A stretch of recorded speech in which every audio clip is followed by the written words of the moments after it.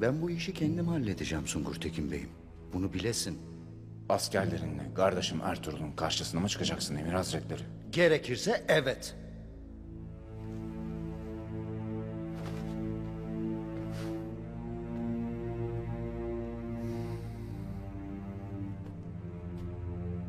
Sen bana diyesin hele Sungur Tekin Bey'im. Benim yerimde olaydın sen ne ederdin? Ha? Hayme Hatun kapıma kadar gelip oğlumu kendi ellerimle gerekirse Sultan Alaaddin'e teslim ederim dedi mi? Dedi. Sen bana bizatihi ben bu meseleyi kendim hallederim dedin mi? Dedin. Kılımı kıpırdattın mı? Hayır. Neden? Şerefinden, sözünden zerrece şüphe etmediğim Kayı beylerine olan itibarımdan askerlerimi obanın üzerine sürmedim. Neden? Kardeş kanı dökülmesin diye. Moğol'a karşı aslanlar gibi savaşan Kayıların canı yanmasın diye. Ya bunu da mı görmezsin? Ha? De hele. Sultanım Alaaddin gelmeden bu işi halledemezse bana neler olur bilmez misin? Ona nasıl hesap veririm? Ertuğrul'un yerini bilirim.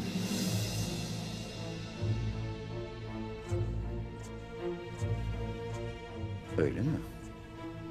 Nereden bilirsin bunu? Öğrendim. Söyle Sungur Tekin Bey. Söyle ki bu mesele artık bitsin. Bu meseleyi çözmem için bana Sultanım Alaaddin tarafından vazife verilmiştir. Ben de bu işi halledeceğim Emir Hazretleri. Takdir edersin ki işin içinde kardeşim vardır. Velev ki askerlerin bu meseleye dahil oldu. Ahval nice olur. Buna izin veremem.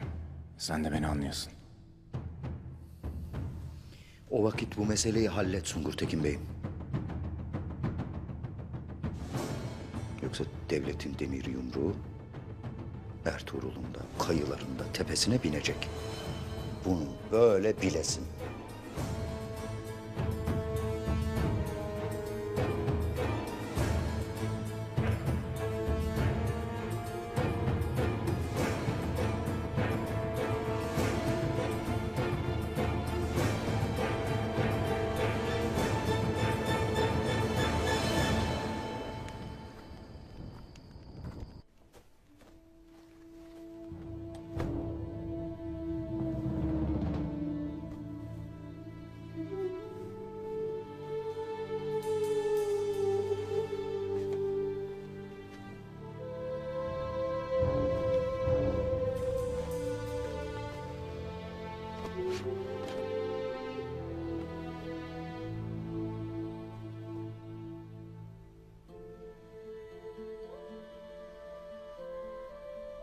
Ay kızıma kavuşmak için bunca yıl bekledim ben. Bilmem mi çadırımızda gamlı menekşem gözlerini yola dikmiş. Beni bekler ha? Bilmem mi? Bunu bilir de nasıl sana koşa koşa gelmem ay kızım.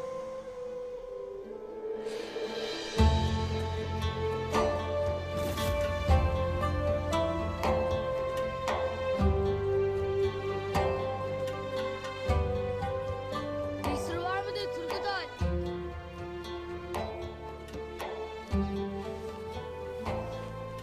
Gel Tural.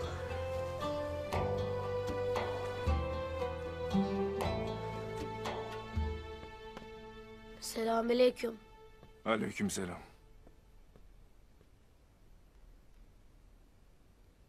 Deldemir gibi sen de mi beni yalnız bırakıp gideceksin? Gel otur bakalım.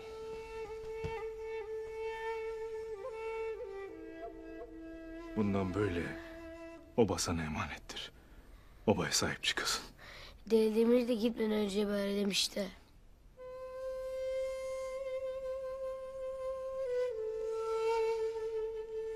Yiğit yolunda gerek. Deli Demir de yolunda şehadet erdi. Allah bize de böylesini nasip etsin demek düşer. Güçlü olasın aslanım. Gitme beyim gitme.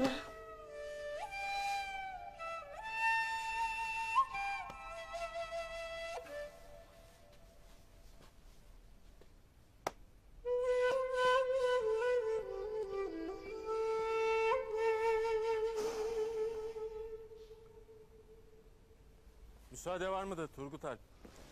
Buyur beyim.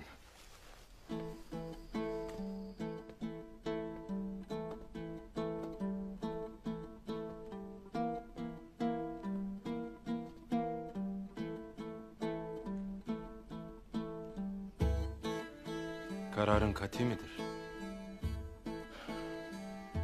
Gayrı vakit gelmiştir beyim.